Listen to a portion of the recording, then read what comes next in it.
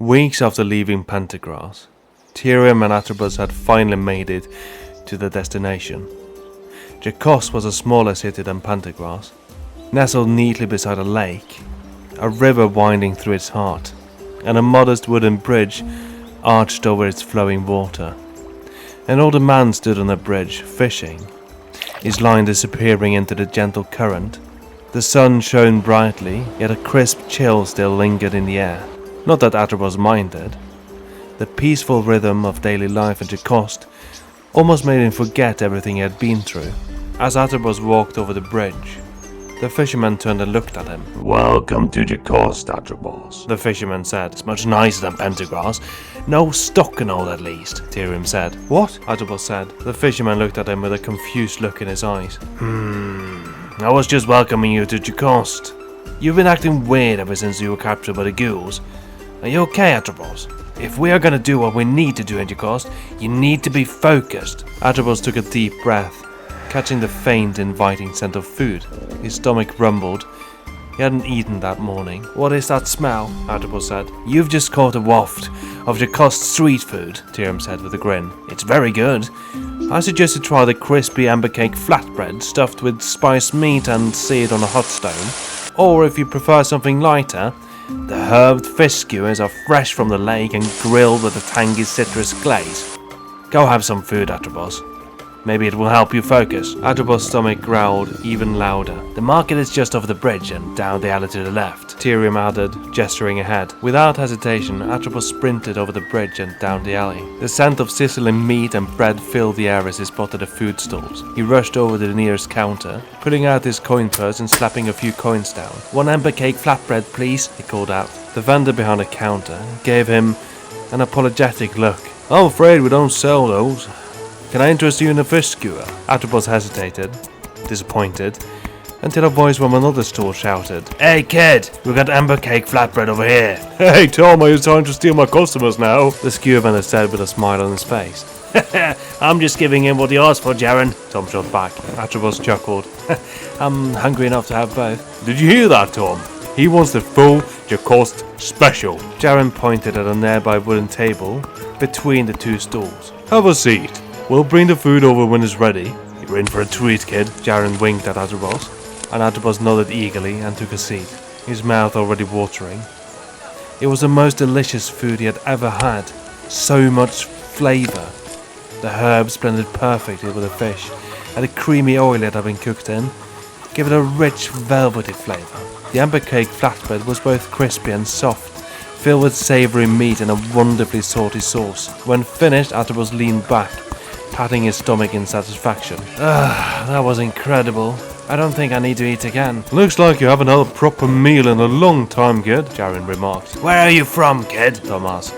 Pentegras," Atrebus replied. Tom's eyes widened. "Pentegras? Oh my god, you got out in time." "Got out," Atrebus repeated, surprised. "You haven't heard?" Jaren raised an eyebrow. "The Fengel army marched into the city about a week ago, burned down whole districts. Our brave king managed to escape though," Tom added. "They say he's holed up in Rivengrass," Jaren said. "I reckon he's making his way to his mansion in Steckendal." "So Fengel really did overrun Glendingal, after all," Tyrion muttered, shaking his head. Stupid Donegal." Atrebus glanced between them. "Do you think we'll be safer in Jacost?" "Nothing is certain, but I doubt King Wendenfred has any reason to take Jacost. He'll probably be perfectly happy deposing Donegal, putting his brother Wendenfred on the Glendingal throne, and heading back to Fengel, to his palace and his exotic Sectune wife," Jaren said. "There's a girl who comes there from time to time. Blue eyes, black, slightly curly hair. You reckon she's from Sectune, Jaren?" Tom asked. "Tamarin," Tyrion said, surprised. "Oh, she's definitely from Sectune by the look of her. She studies at the Consortium," Jaren added. "Tamarin studies at the Consortium!" Tyrion yelled, his voice suddenly tense. "What's wrong with Tamarin?" Atrebus asked. "You know her?" Tom asked, surprised. I guess I've heard of her," Atrebus said, catching himself. He had to remember that no one could hear or see Tyrion. "First female apprentice at the Consortium. I guess word spread outside Jacost. Are you an apprentice of the Consortium, kid?" Jaren asked. "We've got to get to the Consortium now, Atrebus. I've got some questions for Gerahan," Tyrion urged. "I've got magic, but I'm not part of any Consortium," Atrebus replied. "That's unusual, though it's not unheard of here. Tamarin wasn't accepted into the Consortium until she was a young woman.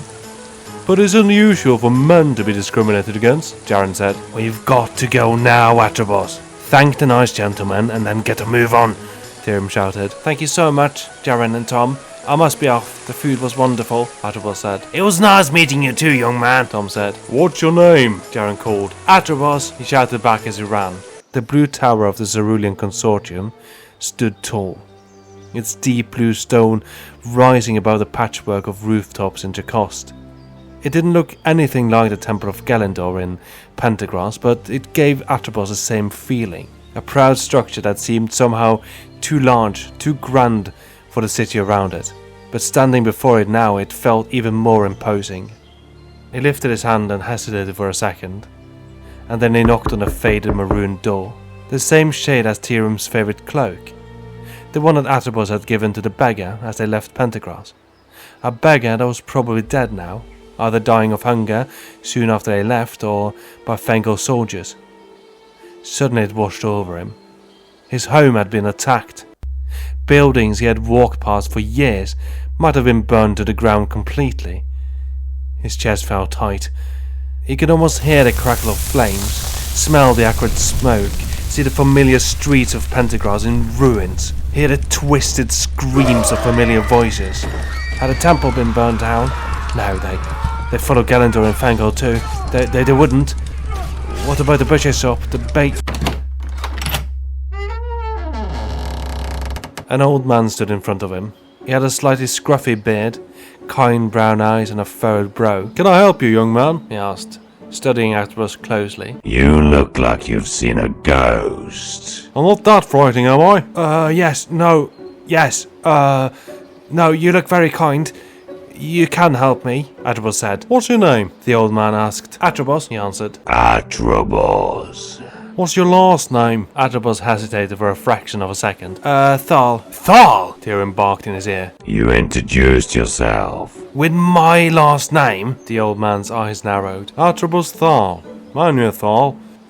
Tyrion. Sick from what I've heard. You're one of his relatives then?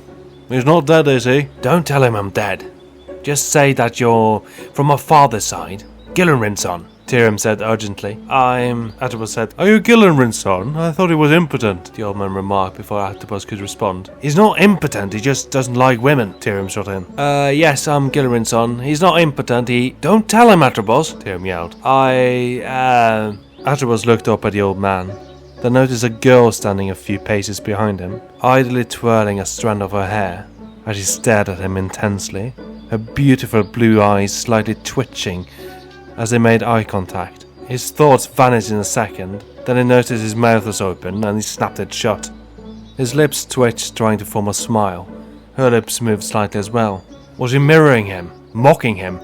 Atropos couldn't tell. Her eyes certainly wasn't smiling. They remained as intense as before, unblinking. He couldn't look away, like prey caught in the gaze of a predator. Like he was a mouse and she was a cat, ready to pounce. A strange warmth spread through his chest, and his throat dried up. He coughed. Are you sick, boy? The old man asked. No, I'm just, Atropos stopped short. Because I can't let you in if you're sick. We have a lot of things here that can be destroyed if it comes into contact with germs. Atropos looked at the girl again, and noticed that her gaze had shifted. She was no longer looking at him, she was staring directly at Tyrion. He turned sharply and looked at Tyrion, and saw that Tyrion had a confused look in his eyes. She's staring directly at me!